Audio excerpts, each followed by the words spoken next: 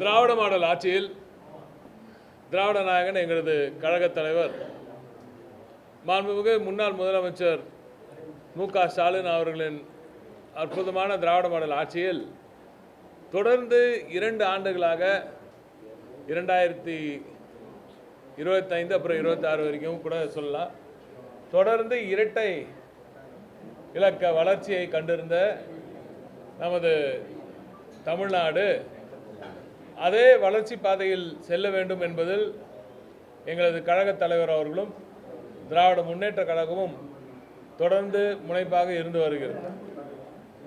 இந்த வளர்ச்சி உறுதி செய்யப்பட வேண்டும் என்றால் தமிழ்நாட்டின் தொழில் வளர்ச்சி, ஒட்டுமொத்த பொருளாதார வளர்ச்சி தொடர்ந்து இதே அற்புதமான உச்சியை நோக்கி ஒவ்வொரு ஆண்டும் செலுத்தப்பட வேண்டும் என்றால், செல்ல வேண்டும் என்றால் அதற்கு உட்கட்டமைப்பு வசதிகள் மிக மிக அவசியம். ரொம்ப குறிப்பாக சொல்லணும்னா இன்ஃப்ராஸ்ட்ரக்சரில் connectivity is extremely key for industrial growth. இதுவரை தமிழ்நாடு காணாத ஒரு தொழில் வளர்ச்சியை, இந்தியாவில் எந்த மாநிலம் காணாத ஒரு தொழில் வளர்ச்சியை கடந்த 5 ஆண்டு கால திராவிட மாடல் ஆட்சியில் தமிழ்நாடு கண்டது. இந்தியா வியந்து பார்த்தது. நம்பர் 1 முதலமைச்சர் மு.க. ஸ்டாலின் அவர்கள் தான் என்று இந்தியாவே வியந்து பார்த்தது. தமிழ்நாடு எப்படி இந்த வளர்ச்சியெல்லாம் கொடுக்குது என்று நம்மிடம் கற்றுக்கொண்டு மற்ற மாநிலங்கள்லாம் அதை செயல்படுத்த துவங்கினார்கள். அதற்கு காரணம் துரிதமான திட்டமிடல், சரியான திட்டமிடல், துரிதமான கிளியரன்சஸ் எல்லாமே. அதை தாண்டி infrastructural growth, roads, ports, connectivity எல்லாமே ரொம்ப சரியான நேரத்தில் முடிவெடுக்கப்பட்டு திட்டங்கள் வகுக்கப்பட்டன. அதில் முக்கியமான ஒரு திட்டம் போர்ட் கனெக்டிவிட்டி எல்லாருக்கும் நல்லா தெரியும். துறைமுகங்கள், அதே போல் நம்ம கப்பல் போக்குவரத்தும் சரி, விமான போக்குவரத்தும் சரி, தரைவழி போக்குவரத்தும் சரி, அனைத்தும் சரியாக இருந்தால்தான் தயாரிக்கப்படும் அந்த ப்ராடக்ட்ஸ் எல்லாமே சரியான நேரத்தில், உரிய நேரத்தில் போர்ட்ஸுக்கு சென்றடையும், உலகமெங்கும் அது சென்றடையும். அந்த இன்ஃப்ராஸ்ட்ரக்சர் ரொம்ப சரியாக இருக்கணுன்றதில் திராவிட நாயகன் அவர்கள் ரொம்ப தெளிவாக இருந்தார். இதில் மெயினாக இன்றைக்கி நம்ம பார்க்குறதுனா, இன்றைக்கி தமிழ்நாட்டுக்கு ஒரு மிகப்பெரிய ஒரு கருப்பு நாள் என்று தான் நாம் சொல்ல வேண்டும். தொழில் வளர்ச்சிக்கும் உட்கட்டமைப்பு வசதிகளில் ஒரு மிகப்பெரிய பின்னடைவை சந்தித்த நாள் இன்று 24 ஆகஸ்ட் 2026 என்று வரலாறு சொல்லும் அளவிற்கு நீண்ட நெடிய கால மிக சரியான முறையில் பல இடங்களை பார்த்து பொருளாதார வல்லுநர்கள், தொழில்நுட்ப வல்லுநர்களிடம் கேட்டு பிறகு தேர்வு செய்யப்பட்ட பரந்தூர் விமான நிலைய திட்டத்தை இன்று தாவேக அரசு டிராப் செய்துள்ளது, கைவிட்டு விட்டது. இது ஒரு விமான நிலையத்தை மட்டும் கைவிட்ட மாதிரி எனக்கு தெரியல. ஒட்டுமொத்த தமிழ்நாட்டின் வளர்ச்சியே, நான் தொழில் வளர்ச்சி மட்டும் சொல்லலை, மொத்த வளர்ச்சி, இன்ஃபேக்ட் டூரிசம்க்கெல்லாம் பெரிய அடி. நீங்கள் டூரிசம்க்கு, சுற்றுலாத்துறைக்கு ஒரு மிகப்பெரிய அடி இது. இதை தாண்டி பல விஷயங்களை சொல்லிட்டு போகலாம். அப்படிப்பட்ட ஒரு முடிவை இன்று இந்த அரசாங்கம் எடுத்திருப்பது உண்மையாகவே சொல்கிறேன். நாங்கள்லாம் ஒன்று ஒன்றா பார்த்து இந்த திட்டத்தில் வேலை செஞ்சுருக்கோம்.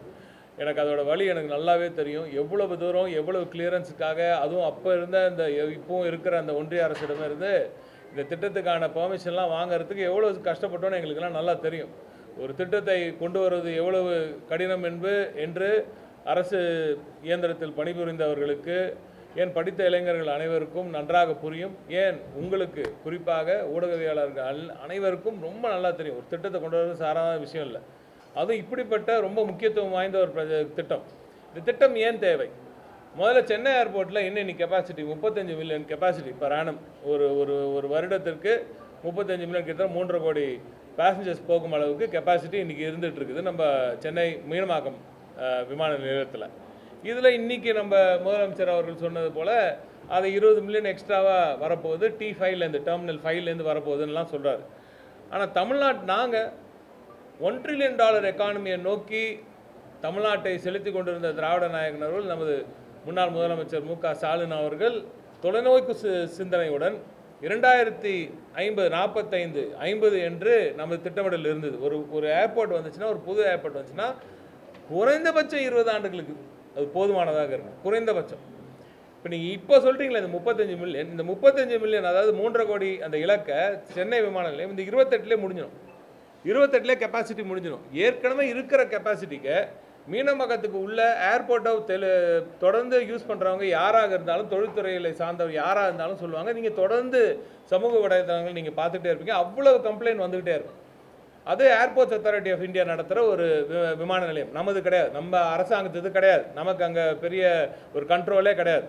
ஆனால் பரந்தூரில் புதிய விமான நிலையம் வந்திருந்தால் அது முழுமையாக நமது கண்ட்ரோலில் இருந்திருக்கும். அது நமது சொத்து, ஒட்டுமொத்தமாக தமிழ்நாட்டு அரசின் சொத்தாக இருந்திருக்கும். அங்கேருந்து ஒரு பிபிபி மாடலில் நம்ம ஒரு பார்ட்னரோடு சேர்ந்து நம்ம டாடா போன்ற மிகப்பெரிய நிறுவனங்களோடு சேர்ந்து, இல்லை ஏன் இன்னும் இன்டர்நேஷ்னல் நிறுவனங்கள், சிங்கப்பூர் ஏர்போர்ட்ஸ் ஒரு இன்ட்ரெஸ்டடாக இருந்தாங்க. அதே போல் ஆம்ஸ்டர்டாம் ஏர்போர்ட் மாதிரி இப்போ பல ஏர்போர்ட்ஸ்லாம் பெரிய பெரிய ஏர்போர்ட்ஸ்லேருந்தே அவங்களே இன்ட்ரெஸ்டடாக இருந்தாங்க முதற்கட்ட பேச்சுவார்த்தைகளெல்லாம். அப்படிப்பட்ட ஒரு அவங்களே இன்ட்ரெஸ்ட் சொல்கிறாங்க, சென்னைக்கு ஒரு ஏர்போர்ட் வந்தால் நாங்களே கூட பார்ட்டிசிபேட் பண்ணுவோமேன்ற மாதிரி எல்லாருமே கேட்டாங்க. சென்னைக்கு ஏர்போர்ட் வருதாமே. குறிப்பாக மாண்புமிகு திராவிட நாயகன் அவர்கள், நமது முன்னாள் முதலமைச்சர் அவர்கள் வெளிநாடு பயணங்களுக்கெல்லாம் செல்லும் பொழுது ரொம்ப உன்னிப்பாக எல்லாரும் கவனிச்சது உங்கள் ஏர்போர்ட் எக்ஸ்பேன்ஷன், கனெக்டிவிட்டி எப்படி வரப்போகுது. ஏன்னா சென்னை ஏர்போர்ட் 3வது பெஸ்ட் ஏர்போர்ட்டாக இருந்துச்சு இந்தியாவில் கொஞ்ச நாளுக்கு முன்னாடி. இன்றைக்கி எங்கே இருக்கோம்? ரொம்ப 5வது இடத்துல இருக்கும். டெல்லி, அதுக்கப்புறம் மும்பை, அதுக்கப்புறம் பெங்களூரு, அதுக்கப்புறம் ஹைதராபாத். யார் பெங்களூர் ஹைதராபாத்லாம் சென்னைக்கு வந்து ஃப்ளைட் எடுத்துகிட்டு போயிட்டு இருந்தாங்க. சவுத் இந்தியாவோட கேட்வேயாக சென்னை இருந்துச்சு. ஆனால் இப்போ நாம் ஹைதராபாத்துக்கும் பெங்களூருக்கும் போய் ஃப்ளைட் எடுக்க வேண்டியதாக இருந்துச்சு. அதை தான் நம்ம மாண்புமிகு முதலமைச்சர், ஆந்திர பிரதேஷ் முதலமைச்சர் சந்திரபாபு நாயுடு அவர்கள் இங்கே ஏப்ரல் மாதத்தில் இதே தமிழ்நாட்டுக்கு வந்து அவர் பேசும்போது கூட ஒரு இதில் சொல்லியிருக்காரு. இன்றைக்கி அந்த காணொலியை கூட நான் ஷேர் பண்ணுறேன் கொஞ்சம் நேரத்தில். அந்த காணொலியில் அவர் சந்திரபாபு நாயுடு அவர்கள் கேட்குறாரு, யார் பக்கத்து மாநிலத்தவர் வந்து இங்கே வந்து ரொம்ப ஏக்கத்தோடு கேட்குறாரு, சென்னை ஏர்போர்ட் எப்படி இருக்க வேணும்? ஹைதராபாத் நான் வந்து இருக்கும்போது அவ்வளோ பெருசாக பண்ணினேன், என்னை பார்த்து பெங்களூர் பண்ணிச்சேன், பெங்களூர் இன்றைக்கி அவ்வளோ பெருசாக வந்துடுச்சு, ஆனால் சென்னை ஏன் இன்னும் இப்படி இருக்குது அப்படின்னு அவர் கேட்குறார். அப்போ அந்த அளவுக்கு அண்டை மாநிலத்தோட முதலமைச்சருக்கு இருக்கும் அந்த அக்கறை கூட இன்று இருப்பவர்களுக்கு இல்லை என்பது மிகுந்த வேதனை அளிக்கிறது. ஒரு வார்த்தை சொல்லிவிட்டோம் என்பதற்காக நீங்கள் இன்று அதை ட்ராப் செய்கிறேன்னு சொல்கிறீங்க. இன்றைக்கி முதலமைச்சர் கொடுத்த அறிக்கையிலேயே நான் வந்து அங்கே போயிருந்தேன், போராட்ட குழுவை சந்தித்தேன், அவர்கிட்ட நான் உறுதி அளித்தேன், நான் வந்துட்டேன்னு சொல்கிறாங்க. நீங்கள் ஒரு வாட்டி போனீங்க, ஒரு வாட்டி பார்த்தீங்க, பேசுனீங்க, சரி, அதில் முடிவு பண்ணிட்டேன்னு எப்படி நீங்கள் உங்களால் சொல்ல முடியும்னு எனக்கு தெரியல. தொடர்ந்து இன்று காலை நமது மாண்புமிகு முன்னாள் அமைச்சர் அண்ணன் தங்கம் தென்னரசு அவர்கள் சொல்லியது போல அண்ணன் ஏவா வேலு அவர்களும் தங்கம் தென்னரசு அவர்களும் தாமோ அன்பரசன் அவர்களும் தொடர்ந்து அத்தனை முறை அங்கே அந்த வில்லேஜஸ் கிட்ட பேசியிருக்காங்க. அங்கே இருக்கிற மக்களிடம் பேச்சுவார்த்தை நடத்திருக்காங்க. பேச்சுவார்த்தை நடத்தப்பட்டு சரியான அங்கே அவங்களுக்கு நஷ்டஈடு கொடுக்கப்பட்டு தேவையான நிதி ஒதுக்கப்பட்டு தேவையான வீடுகளும் வழங்கியிருக்கோம் பல இடத்துல. அதுக்கு மாதிரி வீடுகளும் கட்டி காமிச்சாச்சு. ஒட்டுமொத்த வில்லேஜையே ரீக்ரியேட் பண்ணுறோம். அப்படி இவ்வளோ கஷ்டப்பட்டு திட்டமிடல் ஏன் இது அங்கே தான் பண்ணணுன்றது எங்களுக்கு என்ன தேவை? ஏன்னா பல இடத்த பார்த்தாச்சு. அண்ணன் தங்கமண்ணன் இன்னைக்கு காலில் சொன்ன மாதிரி நீங்கள் சென்னை சென்னைனா சி மாதிரி இருக்கும். சென்னை போட்டிங்கன்னா அந்த பக்கம் ஃபுல்லாக கடல் தான், அவ்வளோதான். அதற்கு பிறகு நீங்கள் ஒன்றும் பண்ண முடியாது. இங்கே போனீங்கன்னா புலிக்காட்டு, கீழே போனீங்கன்னா நம்ம கழுவிலி, நம்ம வேடந்தாங்கல் மேலே பறவை சொன்னால், அதுக்கப்புறம் நடுவிலே அனல் மின் நிலையம் வந்துடுச்சு. நமக்கு இதுக்கு கல்பாக்கம் வந்துடுச்சு. ஸோ கல்பாக்கம் வருது. இப்படி சென்னை சுற்றி நீங்கள் தயவுசெய்து வேறு எதையும் பார்க்க வேணாம் சார். ஒரு சாதாரண கூகுள் மேப் எடுத்து பாருங்கள். கூகுள் மேப்பில் சேட்டலைட் வியூவில் போட்டு சென்னை சுற்றி நீங்கள் ஒரு 5-6 ஏக்கர் எடுக்கணும்னா நீர்நிலைகள் இல்லாமல் நீங்கள் எடுத்துட முடியுமா? வேறு இடம் எடுக்கிறேன்னு சொல்கிறாரு. இன்றைக்கி நீர்நிலைகள் இல்லாமல் எடுக்க முடியுமா? இவர் புதுசாக எடுக்க போகிறேன்னு சொல்கிற அந்த இடத்துல எந்த ஒரு சுற்றுச்சூழல் பாதிப்பும் இல்லாமல் இருந்து விடுமா? இவ்வளவும் நாங்கள் பார்க்காம தான் ஒரு பொறுப்புள்ள அரசாங்கம், இந்தியாவின் நம்பர் 1 முதலமைச்சர் என்று பெயர் எடுத்திருக்கும் ஒரு மாண்புமிகு முதலமைச்சர், எங்களது முன்னாள் முதலமைச்சர் அவர்கள், அவர் செய்த பணியை நீங்கள் உங்கள் அதிகாரிகளை கூட கேட்டு இதை முடிவு செய்ய மாட்டீங்களா? அதிகாரிகள் இது ஒத்துக்கொண்டார்கள் என்றால் உண்மையாகவே என்னால் நம்பவே முடியல. ஏன்னா அத்தனை டிஸ்கஷன், அவ்வளவு டிஸ்கஷன்ஸ் இதில் போச்சு. தொடர்ந்து பல முறை இந்த டிஸ்கஷன் திரும்பி திரும்பி திரும்பி இந்த இடத்தை தேர்வு செய்யறதுக்கு டிஸ்கஷன் போயிருக்கு. அதற்கு பிறகு தான் தேர்வு செய்யப்பட்டுச்சு. அதற்கு பிறகு எல்லா அப்ளிகேஷன்ஸும் ஒன்றிய அரசுக்கு போட்டு, அப்படி நமக்கு எதிர்த்து இருந்த ஒரு ஒன்றிய அரசுக்கிட்டேருந்து அந்த பெர்மிஷன்லாம் கஷ்டப்பட்டு வாங்கின பிறகு தான் பரந்தூர் உறுதி செய்யப்படுது. பரந்தூரில் குயிக்காக இதை மட்டும் சொல்லி முடிச்சிடுறேன். 35 மில்லியன் இப்போ உங்களோட சென்னை விமான நிலையத்தோட கெப்பாசிட்டி 55 மில்லியனாக ஆக போகுது T5 வந்த பிறகுன்னு சொல்கிறீங்க. பரந்தூர் மட்டுமே 100 மில்லியன், ஒரு 10 கோடி பேருக்கான கெப்பாசிட்டியில் உருவாக்கப்பட்டது. இப்போ இருக்கிற இந்த சென்னை மீனம்பாக்கம் விமான நிலையம் 2034 தாண்டா 34க்கு மேலே நம்மளுக்கு கெப்பாசிட்டி பத்தாது. நான் இதெல்லாம் எப்படி சொல்கிறேன்னா, தமிழ்நாடும் சென்னையும் தொடர்ந்து இந்த வளர்ச்சி இதை விட அதிகமான வளர்ச்சியில் செல்லணும். அப்போ இன்னும் சீக்கிரமாக முடிஞ்சிடும். சராசரியான வளர்ச்சியில் போனாலே இந்த இடம் பத்தாது நம்மளுக்கு. இப்போவே நம்மளுக்கு இந்த ஏர்போர்ட் பத்தலன்னு பல பேர் சொல்லுவாங்க. இப்போ இன்னொன்று சொல்கிறேன், என்ன பண்ண போகிறாங்கன்னா, இந்த ஒரு என்ட்ரன்ஸ் மட்டுமே இல்லை, இன்னொரு என்ட்ரன்ஸ் பார்த்துக்கிட்டு இருக்காங்க. இது ஏற்கனவே எங்ககிட்ட டிஸ்கஷனில் இருக்குது. நீங்கள் வேணால் பார்க்கலாம். நீங்கள் அவங்களே சொல்லுவாங்க கொஞ்ச நாள் கழிச்சு. இன்னொரு என்ட்ரன்ஸ் ஒன்று கேட்குறாங்க. அந்த என்ட்ரன்ஸுக்கு நில எடுப்பு நீங்கள் எப்படி எடுப்பீங்கன்னு நாங்கள் பார்க்குறோம். நீங்கள் எவ்வளோ செலவு பண்ண போகிறீங்க நீங்கள் பாருங்கள். அதெல்லாம் யோசிச்சிருக்கீங்களான்னு எனக்கு தெரியல. இதெல்லாம் யோசித்து சிந்தித்து செயல்பட்ட அரசு தான் திராவிட மாடல் அரசு. ஸோ நான் சொன்ன மாதிரி 55 மில்லியன் சென்னை மீனம்பாக்கம் ஏர்போர்ட் 2034 முடிஞ்சிடும். நீங்கள் புது ஏர்போர்ட் நாம் இப்போது இந்த ஸ்பீடில் போயிட்டு இப்போ இருக்கிற பரந்துரை முடித்தாலே ஒர்க் ஆரம்பித்தாலே 3 வருஷம் ஆகுமா கட்டுறதுக்கு? 26 இருக்கும், 29 30 ஆகிடும். 30லேருந்து 100 மில்லியன் அந்த இது தொடர்றதுக்கு 100 ப்ளஸ் இந்த 55 இப்போ இருக்கிற மீனம்பாக்கம் விரிவாக்கத்தோட 55 சேர்த்திங்கன்னா கூட 155 மில்லியன் நம்ம கெப்பாசிட்டியை 2050லேருந்து 52க்குள்ளே தொடரும். அப்போ எவ்வளோ சார் இருக்குது? 30லேருந்து 52 22 வருஷத்துக்குள்ளே புதிய ஏர்போர்ட் ஒன்று தேவைப்படும் உங்களுக்கு. இந்த திட்டமிடல் கூட இல்லைன்னா எப்படி? 20 வருஷம் கூட ஒரு அட்வான்ஸாக நீங்கள் யோசிக்க மாட்டீங்களா? நீங்கள் இப்போ கட்ட ஆரம்பித்தா கூட 3 வருஷத்தில் திட்டம் முடிஞ்சோம், 29 30 முடியும். 30 முடிஞ்சால் கூட 40 நீங்கள் 45லேயே உங்களோட சுச்சுவேஷன் டைட் ஆகிடும். 50 52 மேக்ஸிமம். நாங்கள் மாண்புமிகு திராவிட நாயகர்கள் ஆட்சியில் இருந்திருந்தால் 50லேயே நிச்சயமாக ஃபுல்லாகிட்டு இருக்கும். ஏன்னா அந்தளவுக்கு நம்மளோட பொருளாதார வளர்ச்சி இருந்திருக்கும். அந்த கான்ஃபிடன்ஸ் எங்களுக்கு இருந்துச்சு. அதனால் கொண்டு வந்த அந்த மாதிரி திட்டங்கள். இவங்களுக்கு அந்த மாதிரி கான்ஃபிடன்ஸ் இல்லை போல இருக்குது. அதனால் கைவிடுறார்கள் என்பதுதான் சொல்ல தோடுது. உண்மையாக ரொம்ப வருத்தமாக இருக்குது. இதில் தொழில் வளர்ச்சியில், பொருளாதாரத்தில், தொழில்துறையில் அரசியல் நிச்சயமாக கூடாதுன்னு இன்றைக்கி இல்லைங்க, நாங்கள் ஆட்சியில் இருக்கும்போது நான் தொடர்ந்து சொல்லியிருக்கேன். நான் சட்டமன்றத்திலே இதை பேசியிருக்கேன். மாண்பு முதலமைச்சரோட வச்சுக்கிட்டே நான் பேசியிருக்கேன். அப்போ எதிர்க்கட்சியினர் பலர் அரசியலாக்க முயற்சித்த போது நான் தெளிவாக சொல்லியிருக்கேன், தயவு செஞ்சு தொழில்துறையை மட்டும் அரசியலாக்காதீங்க. இது ரொம்ப ரொம்ப முக்கியமானது.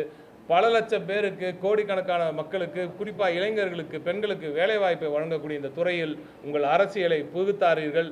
நீங்கள் இன்று அரசியல் செய்ய நினைத்து இன்று தமிழ்நாட்டுக்கு மிகப்பெரிய கேடை இங்கே கொண்டு வந்து சேர்த்துருக்கீர்கள். தயவு செய்து இதை ரீகன்சிடர் பண்ணணும்.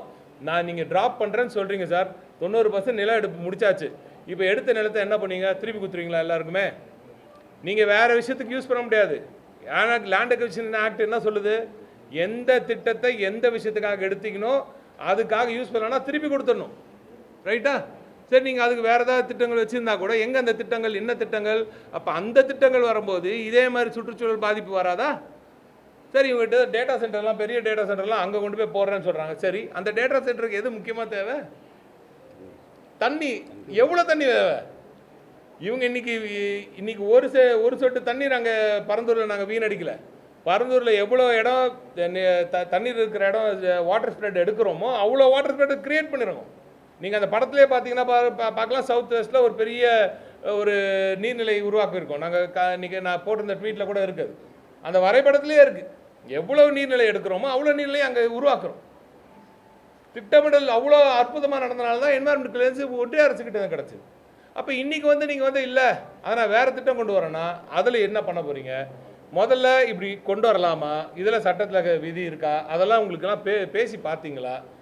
இன்றைக்கி மீனம்பாக்கம் இந்த 2034 முடிய போது எது நீங்கள் சொல்கிற 55 மில்லியன் கெப்பாசிட்டி இப்போ ஒன்றிய அரசு அவ்வளோ சீக்கிரம் நம்மளுக்கு நிதி ஒதுக்கி அவ்வளோ சீக்கிரம் T5 முடித்து கொடுத்தாலுமே 2034 முடியுமே. அப்போ என்ன பண்ண போகிறீங்க? இதெல்லாம் நீங்கள் சிந்திச்சிருக்கீங்களா இல்லையா? இப்படி சிந்தனையே இல்லாமல், தொலைநோக்கு பார்வை இல்லாமல் பரந்துரை கைவிட்டது மிக தவறான ஒரு செயல். இதற்கு தமிழ்நாடு மக்கள் நிச்சயமாக எதிர்காலத்தில் உங்கள் மீது நிச்சயமாக மிகப்பெரிய ஒரு பழியை நீங்களே சுமத்தி கொண்டு இருக்கிறீர்கள். இது பெரிய தவறு. இதை கைவிட்டால் நாட்டுக்கும் மக்களுக்கும் தொழில் வளர்ச்சிக்கும் தமிழ்நாட்டு தொழில் வளர்ச்சிக்கும் நன்று. நிச்சயமாக ரீகன்சிடர் பண்ணும் மாண்புமிகு முதலமைச்சர் அவர்கள்.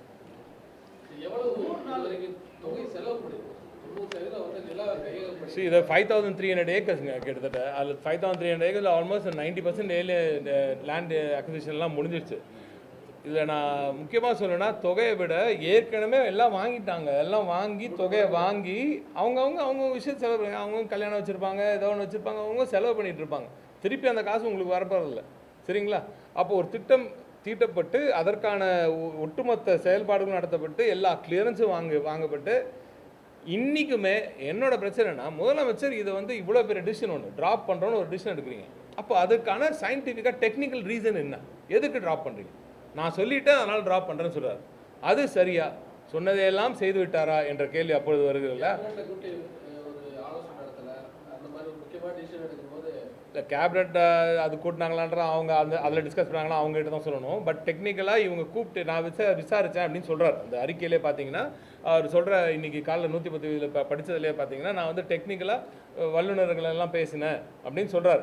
அதில் என்ன பேசினாங்கன்றது யார்கிட்டையும் வரல இல்லையா? அப்போ நீங்கள் அந்த யார் எந்தெந்த வல்லுநர் என்ன சொன்னாங்கன்றது வெளியிடுங்க, எந்தெந்த வல்லுநர் என்னென்ன அட்வைஸ் பண்ணாங்கன்னு வெளியிடுங்க. அப்போவே தெரிஞ்சு போய்டும். அதில் எனக்கு தெரிஞ்சு வல்லுநர்களாக இருந்தால் யாராவது உண்மையான வல்லுநர்களாக இருந்தால் நிச்சயமாக சார் நீங்கள் வெளியில் ஆட்சியில் இல்லப்போ அதனால் ஒரு புரிதல் இல்லாமல் சொல்லிட்டீங்க, இதுதான் வழி, இதற்கு இன்னும் அதிகமாக கொடுங்க, உங்களுக்கு வேணால் இன்னும் அதிக காம்பன்சேஷன் கொடுங்க, பரந்தூர் மக்களுக்கு இன்னும் அதிகமாக காம்பன்சேஷன் கொடுங்க. நாங்கள் இருக்கிறதுலே அதிகமாக கொடுத்தோம், இதுவரை வரலாற்றில் இல்லாத அளவு கொடுத்துட்டோம். முடியுமா? நீங்கள் தான் சொந்தமாக சம்பாதிச்சுட்டு வந்திருக்கீங்க, உங்களோட காசையும் நீங்கள் கொடுங்க, வேண்டாம்னு சொல்லலை, அதையும் கொடுக்கலாம்.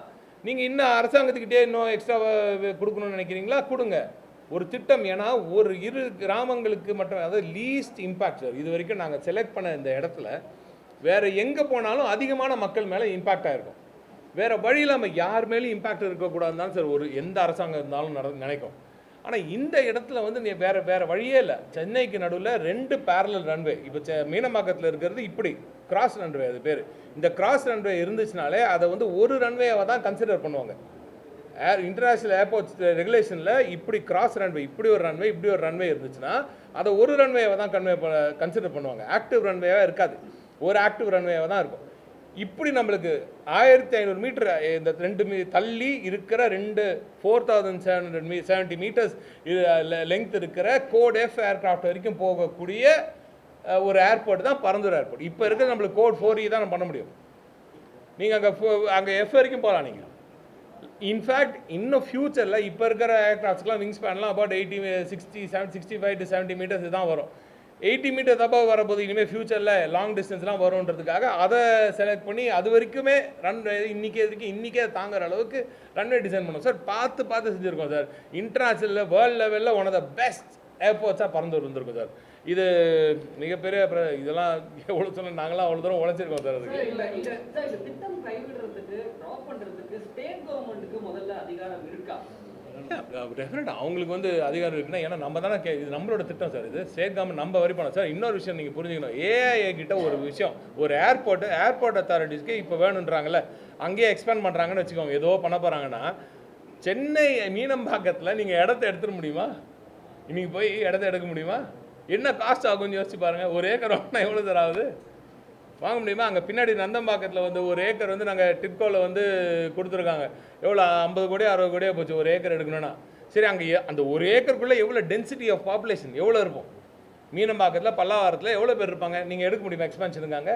இந்த பக்கம் நேராக போய் முட்டிங்கன்னா திருநெல்வேலி நம்ம இந்த செந்தாமல் மவுண்ட் இருக்குது, மலை இருக்குது, இங்கே மலை இருக்குது. இந்த சைடு வந்து எடுக்க முடியும்னா டென்ஸ் பாப்புலேஷன் இருக்குது. இதை எக்ஸ்பான்ஷன் பண்ணவே முடியாது நீங்கள் எந்த காலத்துலையும். இன்னொரு பேரலல் ரன்வே எப்படி கட்டுவீங்க சார்? இவங்க ஏற்கனவே இருக்குது, இங்கே ஒரு டெர்மினல் இருக்குது, இன்னொரு டெர்மினல் கட்டினா அந்த பக்கம் போகணும். நீங்கள் இந்த 2வது ரன்வே இருக்கிற எண்டுக்கு போகணும். நீங்கள் அங்கே போகணுன்னா அங்கே ஆற்றை தாண்டி ஒரு ரோடை போட்டு நீங்கள் அப்படி எக்ஸிட் போகணும். 2 பெரிய, இந்த சைடு ஒரு டெர்மினல், அந்த சைடு ஒரு டெர்மினல், இந்த 2 டெர்மினல் கனெக்ட் பண்ணால் அடியில் போடணும். நீங்கள் என்ன காஸ்ட் இது? யார் கொடுப்பா இதுக்கு? பொறுத்த வரைக்கும் என்ன தெரியுமா, ஏர்போர்ட் அத்தாரிட்டி ஆஃப் இந்தியா பொறுத்த வரைக்கும் எந்த காசு வாங்கினா அவர் வாங்கி வச்சுப்பார். அவர் நாட்டுக்கு ஒன்றுமே, நம்ம தமிழ்நாட்டுக்கு ஒன்றும் கொடுக்க மாட்டார். இதுதான் கோயம்புத்தூரில் நடந்துச்சு. கோயம்புத்தூரில் சண்டை போட்டேன் நான், தலைவர் சொல்லி நான் அவ்வளோ தூரம் போய் போராடினேன். 2000 கோடி கொடுக்குறோம் சார், நம்ம பணம் 2000 கோடி ஒன்றிய அரசு கொடுக்குறாங்க. நிலத்தை வாங்கி கோவைக்கு கொடுக்குறோம். கோவை விமான நிலையம் விரிவாக்கம் வரணுன்றதுக்காக 2100 கோடி ரூபா கொடுத்தார் தலைவர். ஒரு பைசா நம்ம சட்டம், நம்ம தமிழ்நாடு அரசுக்கு ஒரு ஷேர் கூட கொடுக்க மாட்டேன்ட்டாங்க அவங்க. ஏன்னா இதான் எங்கள் ரூலு அப்படின்ட்டான். இதான் வந்து ஏர்போர்ட் அத்தாரிட்டியோட ஸ்டாண்டு. இதனால தான் இன்றைக்கி இந்தியா அளவில் வர புது ஏர்போர்ட் எல்லாமே என்ன பண்ணுறான், எல்லாமே எங்கள் சொத்து, நாங்கள் எங்கள் மக்கள் வரி பணத்தில் போடுற காசை நான் ஏன் இன்னொரு ஏர்போர்ட் அத்தாரிட்டி கொடுக்கணும்? என்றைக்கா ஒரு நாள் அதையும் யாருக்கா விற்றுட்டு போயிடுவாங்க. கரெக்டாக இல்லையா? நடந்திருக்கா இல்லையா? பல இடத்துல நடந்துகிட்ருக்கு. இப்போது பல இடத்துல ஏஐயோட ஏஓட பல ஏர்போர்ட்ஸ் வந்து ஏற்கனவே விற்றுட்டாங்க, ப்ரைவேட்டைஸ் ஆக்கிட்டாங்க. இன்றைக்கி இதுவும் போக இல்லைன்னு என்ன நிச்சயம் சொல்லுங்கள். ஆனால் இந்த ஏர்போர்ட் இருக்க இது சொல்கிற மாதிரி ரொம்ப முக்கியமான பாயிண்ட்டு, பரந்தூர் ஏர்போர்ட்டை பொறுத்த வரைக்கும் ஒவ்வொரு பேசஞ்சர் அங்கே பறக்கும் போதும் தமிழ்நாடு அரசாங்கத்துக்கு வருமானம், தமிழ்நாடு அரசாங்கம் வருமானம் வரும் சார். இப்போ நம்ம போட்டு எல்லாருக்கும் வாங்கணும்ல, காசு கொடுத்து எல்லாருக்கிட்டையும் நிலத்தை வாங்கியிருக்கோமே, அந்த பணத்தை அந்த ஏர்போர்ட்டை யூஸ் பண்ணுற பேசஞ்சர்ஸ் கொடுப்பாங்க. அது நம்மளுக்கு வருமானமாக வரும், நம்ம அரசாங்கத்துக்கு வருமானமாக வந்திருக்கும். இப்போ இந்த ஏஐக்கு கொடுத்து என்ன வருமானம் உங்களுக்கு வரப்போகுது சொல்லுங்கள், புரியுதா? இப்போ நீங்கள் அங்கே அது தவிர கோல்டன் ஷேர் வாங்குறதுக்கான வேலையும் இருந்துச்சு. அதில் நம்ம எந்த முடிவாக இருந்தாலும் பரந்தூர் ஏர்போர்ட்டை பொறுத்த வரைக்கும் தமிழ்நாடு அரசுக்கு ஃபுல் ஸ்ட்ரென்த் இருக்கும். அதில் இப்போ நீங்கள் சென்னை ஏர்போர்ட்டில் மீனம்பாக்கத்துக்கு உள்ளே போயிட்டு தமிழ்நாடு அரசாங்கம் ஏதாவது செய்ய முடியுமா சார் சொல்லுங்கள்? இதெல்லாம் எங்கே சார் தெரியுது உங்களுக்கு சார்? நாங்கள் எல்லாத்தையும் ஒன்றையும் படித்து ராப்பகலாக படித்து உள்வாங்கி கொண்டு அதுக்கப்புறம் செஞ்சோம். இன்றைக்கி வந்து எடுத்தோம் காத்தோன்னு இவ்வளோ பெரிய திட்டத்தை கைவிடுறது வந்து சத்தியமாக சொல்கிறேன் பயங்கர கஷ்டமாக இருக்குது. இதெல்லாம் நாங்கள் இருக்கும்போது இது என்ன பண்ணுறதுன்னு தெரியும் எனக்குலாம்.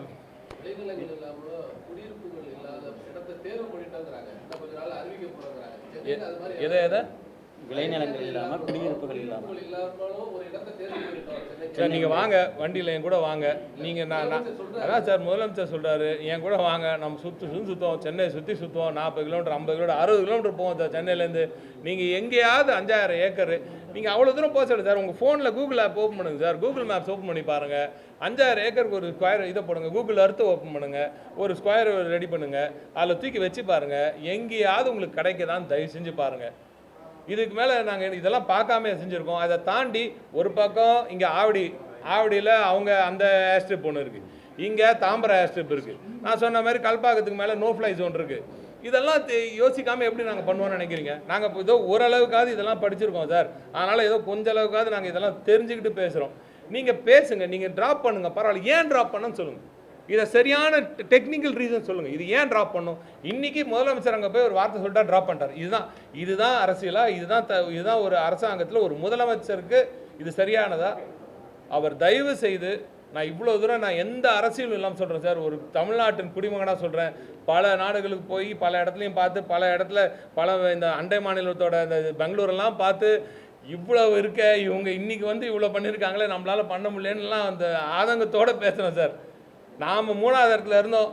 எங்கே இருந்துச்சு பெங்களூரும் இதுவும் ஹைதராபாடும்? இன்றைக்கி நாம் கொல்கத்தா கிட்ட 5வது இடத்துக்கும் 6வது இடத்துக்கும் போட்டி போட்டுட்ருக்கோம். நான் தப்புன்னு சொல்ல, எல்லாரும் வளரணும். ஆனால் எப்படி சார் இது? நம்ம இந்தியாவின் நம்பர் 1 பொருளாதாரம் சார். 13 பாயிண்ட் சம்திங்கில் வளர்ந்துட்டு இருக்கோம். அப்படிப்பட்ட தமிழ்நாட்டுக்கு $1 trillion நாங்கள் சொன்னோம். இப்போ நாங்கள் 1 trillion சொன்னதுக்காக 1.5 trillion சொல்கிறீங்க. சொல்லுங்கள், எப்படி சார் வரும் 1.5 trillion உங்களுக்கு கனெக்டிவிட்டி இல்லாமல்? டைரக்ட் கனெக்டிவிட்டி வேணும் சார். 2 parallel runway 4000 meters இல்லாமல், கோட் ஆஃப் ஏர்க்ராஃப்ட்ஸ் இல்லாமல், லார்ஜ் ஏர்க்ராஃப்ட்ஸ் இல்லாமல், பேசஞ்சர் ஒரு மணி நேரத்துக்கும் 15000 பேர் வந்துட்டு போகணும் சார். ஒரு மணி நேரத்துக்கு சட்டு ஃப்ளைட்ஸ் வந்துட்டு போகணும். 15000 பேர் ஒரு குறிப்பிட்ட ஹவருக்குள்ளே வந்துட்டு போகணும். அந்த ஸ்பீடில் லாங் டிஸ்டன்ஸ் வேணும் உங்களுக்கு. இன்றைக்கே ஒரு 747 இன்றைக்கி தமிழ்நாட்டில் மீனம்பாக்கத்தில் இறங்கணுன்னா என்ன தெரியுமா? உங்களுக்கு முன்னாடி நாள் சொல்லணும். அவங்க முன்னாடி நாள் ஏர்போர்ட் அதாரிட்டிக்கு சொல்லணும் சார், இந்த மாதிரி பெரிய ஃபுல்லி லோடு 747 வருது கார்கோவோட இன்னும் அப்படின்னு அவங்க சொல்லி அதுக்கப்புறம் தான் இறக்க முடியும்.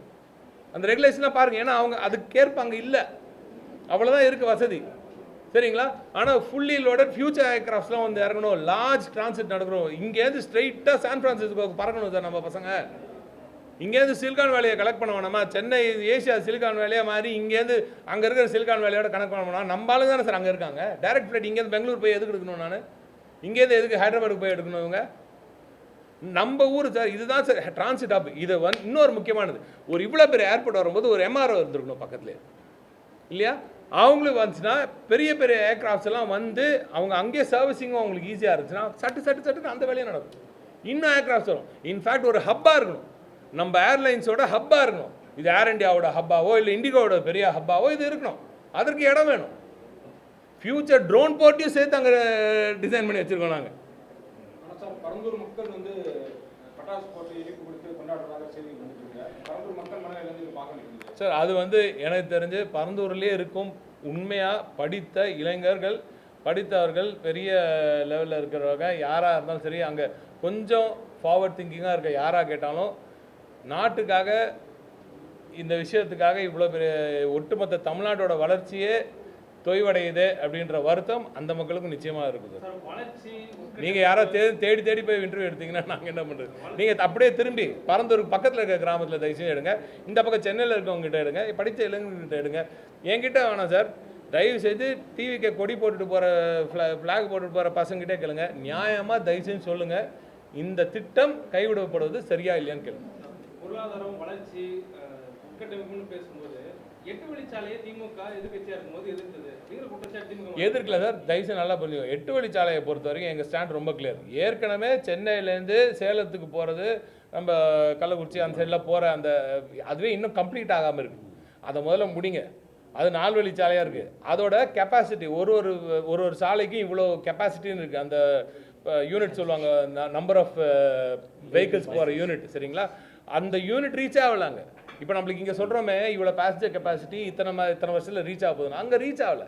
இன்றைக்கி வரைக்கும் ஸ்மூத் சைலிங்காக தான் இருக்குது. இப்போ நீங்கள் சேலம் போனீங்கன்னா டிராஃபிக் ஜாம் ஆகுதா? இல்லை மீனம்பாக்கத்து போனீங்கன்னா டிராஃபிக் ஜாம் ஆகுதா? ஏர்கிராஃப்டே டிராஃபிக் ஜாம் ஆகுதா? ஏர்கிராஃப்ட் டிலே ஆகுதா? சில பேர் மும்பை ஏர்கிராஃப்ட் பண்ணலையான்னு. மும்பையில் எவ்வளோ ஏர் டிராஃபிக் கன்ஜெக்ஷன் இருக்குது தெரியுமா? புரியுதா? அந்த கன்ஜெக்ஷன் அங்கே இல்லை. அப்போ தேவை எழும்புறதுக்கு முன்னாடி நீங்கள் அது திட்டம் போட்டீங்க, பரவாயில்ல, திட்டம் கூட போட்டுக்காங்க. அங்கே இருக்கிற மக்களை சரி செஞ்சுட்டு அவங்களுக்கு அமைதிப்படுத்திட்டு நீங்கள் பண்ணுங்கன்னு தான் சொன்னமே தவிர ட்ராப் பண்ணுங்கன்னு சொல்லவே இல்லை. நீங்கள் ஏற்று பாருங்க நல்லா. 1 லட்சம் கோடி ரூபாய் ஆச்சு பெட்ரோல், இதே பெட்ரோல் தொழில்துறையில் 100 நாளில் 1 லட்சம் கோடி ரூபாய் நம்ம முதலீடு. 100 நாளில் 1 லட்சம் கோடி எங்கேருந்து வந்துச்சு, எந்த ஆட்சினால வந்துச்சுன்னு மட்டும் அவங்க சொல்லாம விட்டாங்க. 100 நாளில் 1 லட்சம் கோடி வந்ததுக்கான காரணம் திராவிட முன்னேற்ற கழகத்தின் தலைவர் மு.க. ஸ்டாலின் எனும் மாமனிதர். அவர் திராவிட நாயகன், திராவிட மாடல் ஆட்சியில் நாங்கள் பேசி வைத்த திட்டங்களை இவர்கள் இன்று அனௌன்ஸ் பண்ணியிருக்காங்க. நல்ல விஷயம் தான், அதை நான் கூடாதுன்னு சொல்லவே மாட்டேன் சார். நிச்சயமாக செஞ்சுருக்கணும். ஏன்னா இப்போ இருக்கிற நிலைமையில், ஏன்னா இப்போ இந்த சீஃப் மினிஸ்டர் இவ்வளோ நம்பர் 1 சீஃப் மினிஸ்டர் அங்கே இல்லை, தமிழ்நாட்டில் இல்லை. இப்போ இந்த மாதிரி திட்டங்கள்லாம் ட்ராப் பண்ணிட்டு இருக்கீங்கலாம். பக்கத்து மாநிலம் இந்நேரத்துக்கு ஸ்வீட் எடுத்து கொண்டாடிட்டு இருப்பாங்க. நீங்கள் சொல்கிறீங்களா ஸ்வீட் எடுத்து கொண்டாடுறது பரந்தூரில் கிடையாது சார். அதெல்லாம் ஆந்திராலையும் இதுலையும் கர்நாடகாலையும் கொண்டாடிட்டு இருப்பாங்க. நீங்கள் நல்லா எடுத்து பாருங்கள், அங்கே பாருங்கள், இன்னும் நிறைய பேர் கொண்டாடுவாங்க. தமிழ்நாட்டோட தொழில் வளர்ச்சியில் இது ஒரு பெரிய பின்னடைவு. சரி, இப்போ இதுவும் போயிடுச்சு, இனிமேல் நாங்கள் அதையும் பேசலான்னு. ஏன்னா ஊராக போய் பேசி எங்களுக்கு தெரியும் சார். இந்த தொண்டை தண்ணி கத்தியிருக்கேன் சார் நான். இந்த திட்டங்கள்லாம் வருது, இவ்வளோ திட்டங்கள் வருது, இவ்வளோ திட்டம் சொல்லி தானே இவ்வளோ திட்டங்களை கொண்டு வந்தோம். இன்றைக்கி அதுவே எனக்கு பயமாக இருக்குது. இவ்வளோ கனெக்டிவிட்டி சொல்லி தான் நாங்கள் அவ்வளோ திட்டங்களை கொண்டு வந்தோம். இன்றைக்கி அந்த கனெக்டிவிட்டியே போயிடுச்சாரா, நாங்கள் என்ன பண்ணுவோன்னு எல்லாரும் கேட்டாங்கன்னா என்ன பண்ணுவோம்? நாங்கள் 41% சார், 41% எலக்ட்ரானிக்ஸ் இந்தியாவோட எக்ஸ்போர்ட்ஸ் நம்ம சென்னை சுற்றிலேருந்து போகுது சார். இது இப்போ இந்த எக்ஸ்போர்ட் இவங்கெல்லாம் இப்போவே அவங்க பெங்களூர்லாம் வந்துட்டு இருக்காங்க. பெங்களூர்லேருந்து யூஎஸ்லேருந்து பெங்களூர் யூஎஸ்லேருந்து ஹைதராபாத் இங்கே வந்துட்டு இருக்காங்க. அவங்ககிட்ட சீக்கிரமாக நீங்கள் நேரில் வந்துடலாம், சீக்கிரம் நேரில் வந்துடலான்னு பேசி நாங்கள் கூட்டு வந்திருக்கோம். இப்போ இன்றைக்கி இல்லைடா இது இப்போதைக்கு வரப்போகிறதில்ல அப்படின்னா, கனெக்டிவிட்டியே இல்லாத ஊருக்கு எப்படி வருவாங்க? நீங்கள் ஒரு ஊருக்கு பொண்ணு கொடுக்க போனீங்கன்னா கூட கிராமத்தில் சொல்லுவாங்க, அந்த ஊருக்கு பஸ்ஸே இல்லடான்னுவாங்க. கேட்டுறீங்களா இல்லையா? இது கிராமப்புறத்தில் ஒரு ஊருக்கு போகிறதுல பொண்ணு கொடுக்கறதுக்கு பஸ்ஸே இல்லைன்னு சொல்கிற மாதிரி தான் இது இப்போ ஏர் பஸ்ஸே இல்லைடா அப்படின்ற மாதிரி தான் இது. இந்த ஊருக்கு தொழில்துறையில் அந்த டெர்மினாலஜியில் நீங்கள் சொல்லணும்னா பஸ்ஸே இல்லைன்னு சொல்கிறாங்க, ஏர் பஸ்ஸே இல்லைடா அப்படின்னு சொல்லுவாங்க. அவ்வளோ எதுங்க புரியல. பரந்தூர் இடம் தான் சரியான 2வது விமான நிலையத்துக்கான இடமா இருக்கும்னு தேர்வு செய்து விருதியாக விண்ணப்பிச்சதெல்லாம் திமுக தான். ஆனா இந்த இடம் தேர்வு செய்யும் போது பரந்தூர் இடத்துல தேர்வு செய்யக்கூடாதுன்னு திமுக தடுத்ததா அதிமுக இருக்கும்போது விமர்சித்ததா சார்? அது ஏதாவது சமூக வலைதளத்தில் ஏதாவது போட்டுருப்பாங்க. அப்புறம் எதுக்கு நாங்கள் 5 வருஷம் கஷ்டப்பட்டு அந்த இடத்த கொண்டு வச்சு திருப்பி அந்த இடத்துல இவ்வளோ கிளியரன்ஸ் வாங்கி மக்களிடம் 3 அமைச்சர்களை அமைச்சு பேச்சுவார்த்தை நடத்தி அவங்களுக்கு இவ்வளோ திட்டங்களை கொடுத்து வீடை கட்டி கொடுத்து இடத்த கொடுத்து வீடை கொடுத்து அதை கட்டியும் கொடுத்து வீடு மட்டும் இல்லை, பள்ளிக்கூடம், அதுக்கு தேவையான ஹாஸ்பிட்டலு எல்லாம் கிராமத்தையே ரீக்ரியேட் பண்ணியிருக்கோம் சார். ஒட்டுமொத்த கிராமத்தையே ரீக்ரியேட் பண்ணியிருக்கோம். அதை தவிர காம்பன்சேஷன் கொடுத்துருக்கோம், அதை தவிர வேலை வாய்ப்பு கொடுக்க போகிறோம். இவ்வளவும் வாங்கி அந்த மக்கள் இன்று இவர் போய் சொல்லிட்டாரு, அவரோட ஈகோ சாட்டிஸ்ஃபை பண்ணுறோன்றதுக்காக இன்றைக்கி ஒட்டுமொத்த தமிழ்நாட்டோட வளர்ச்சி விழுந்து போகுதுன்னா ரொம்ப கஷ்டமாக இருக்குது சார். அது நான் ஒன்று மட்டும் சொல்கிறேன், தயவு செஞ்சு முதலமைச்சர் இதை பார்த்துட்டு இருந்தாருன்னா அவர் தயவு செஞ்சு புரிஞ்சுக்கணும். தொழில் வளர்ச்சியை நாங்கள் எந்த காலத்திலையும் அரசியலாக்க விரும்பவே இல்லை. இதுதான் மாண்புமிகு திராவிட நாயகன் மு.க. ஸ்டாலின் அவர்களின் நிலைப்பாடு. என்னோட தனிப்பட்ட நிலைப்பாடும் அதே தான். நான் ஆரம்பத்திலே தான் சொல்லிட்டு இருக்கேன், இந்த திட்டத்தை உங்களால் முடிஞ்சால் தயவு செஞ்சு எல்லா ஆஃபீஸர்ஸையும் தனியாக 1-to-1 உட்கார வச்சு அவங்களோட அவங்களோட ரிவ்யூ கேளுங்க, அப்போ உங்களுக்கு உண்மை தெரியும். சார் திரும்ப ஒரு இடத்தை பார்த்துட்டு திரும்ப ஃபர்ஸ்ட்ல இருந்து ஸ்டார்ட் பண்றதுங்கிறது அதை தான் சொல்கிறேன். இப்போ இருந்து ஸ்டார்ட் பண்ணினாலே உங்களுக்கு 30க்குள்ளே நீங்கள் கட்டி முடிக்க முடியாது. 30 நாள்லே உங்களுக்கு வந்து இங்கே முடிஞ்சிடும். சரிங்களா? 30 கட்டி முடிச்சோன்னு வச்சுக்கோங்க. நம்ம இப்போ இருக்கிறதுலே நம்ம கண்டினியூ பண்ணால் கூட நான் சொன்ன 20 வருஷம் தான் எனக்கு கிடைக்குது. அந்த ஸ்பீடில் போனாலே இப்போ நீங்கள் திருப்பி ஆரம்பிச்சிங்கன்னா, நாங்கள் 2021 வந்து நாங்கள் செட் பண்ணி எல்லாத்தையும் வாங்கி இவ்வளோ தூரம் கிளியரன்ஸ் எல்லாம் வாங்கி ஒன்றிய அரசு வாங்குறது 24 தான் ஃபஸ்ட்டு கிளியரன்ஸ் எல்லாம் வந்துச்சு. 25 எல்லாம் ஆல் கிளியர்லாம் வந்துச்சு. எல்லாம் அப்புறம் டிபிஆர் போடணும், நிறைய இஷ்யூஸ் இருக்குது. டிஎஃப்ஆர் வாங்கணும், டிபிஆர் போடணும், ஒரு படிப்படியாக போகணும். ஒரு ஏர் டிராஃபிக் கண்ட்ரோல் ஒரு கிளியரன்ஸ் தனியாகவே இருக்கணும், என்வாரன்மெண்ட் கிளியரன்ஸ் தனியாக ஒன்று வாங்கணும். இது நிறைய இஷ்யூஸ் இருக்குது, சாதாரண விஷயம் கிடையாது. அப்புறம் டிஃபென்ஸ் கிட்ட கிளியரன்ஸ் வாங்கணும், இப்படி நிறைய இருக்குது. அதெல்லாம் படிப்படியாக போகிறது திருப்பி 3 வருஷம் ஆகிடும். அப்போ அதுக்கப்புறம் நீங்கள் ஆரம்பித்து 3 வருஷம் ஆகும். இனி இது இப்போ இந்த நான் இன்னும் சொல்கிறேன், நீங்கள் அவங்களால முடியும்னா வேறு இடம் எங்களுக்கே கண்ணுக்கே தெரியாமல் எங்கேயோ ஒரு இடம் இருக்குது, 5-6 ஏக்கர் அவங்களுக்கு அவங்க கண்ணுக்கு மட்டும் தெரிகிற இடம் இருக்குன்னா தயவு செஞ்சு அதையாவது நீங்கள் வந்து எவ்வளோ சீக்கிரம் எடுக்க முடியும் எடுத்து நீங்கள் பண்ணுங்கள். அப்போ அங்கே இருக்கிற மக்கள் வந்து என்ன சொல்லுவீங்க? புதுசாக எடுக்கிற இடத்துல அங்கே மக்களே இல்லாத இடத்துல எடுப்பீங்களா? கடலில் தான் போய் எடுக்கணும். நீங்கள் கடலில் போய் எடுத்தால் கூட எங்கள் மீனவ நண்பர்கள் உங்களை விட மாட்டாங்க. தெரியும், நல்லா அவங்களுக்கு தெரியும் என்ன பண்ணுறேன், எவ்வளோ பெரிய பாதிப்பு அது ஏற்படுத்துன்னு அவங்களுக்கு தெரியும்.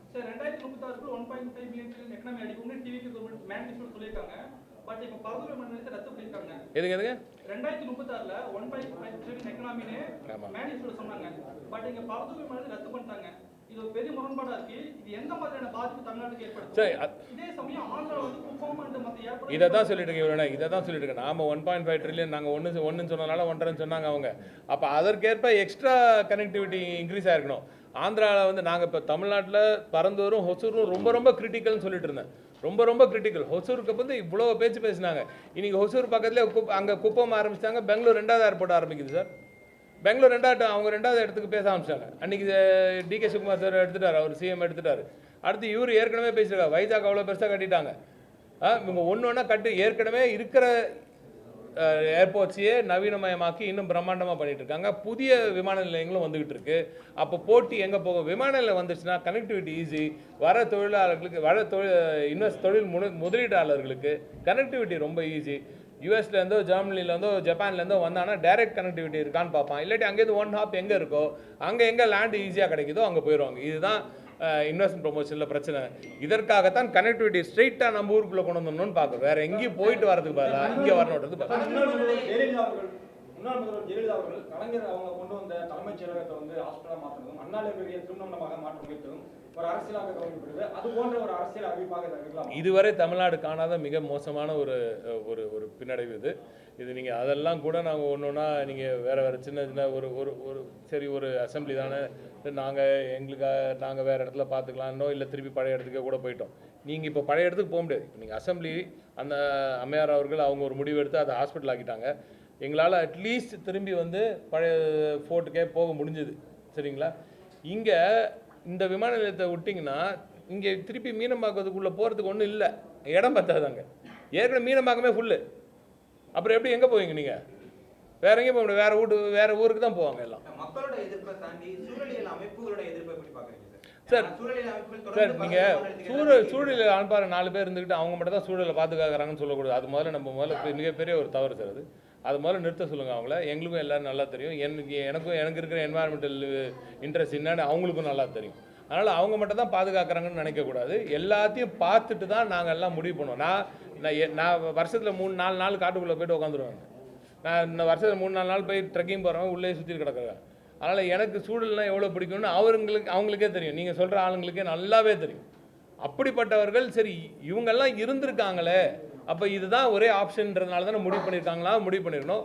அவங்க அப்படி செய்யாதது மிகுந்த வருத்தம் அளிக்கிறது. அவர்களும் இப்படிப்பட்ட ஒரு நிலைக்கு தமிழ்நாட்டை கொண்டு விட்டார்கள் என்று ரொம்ப வருத்தம் அளிக்கிறது.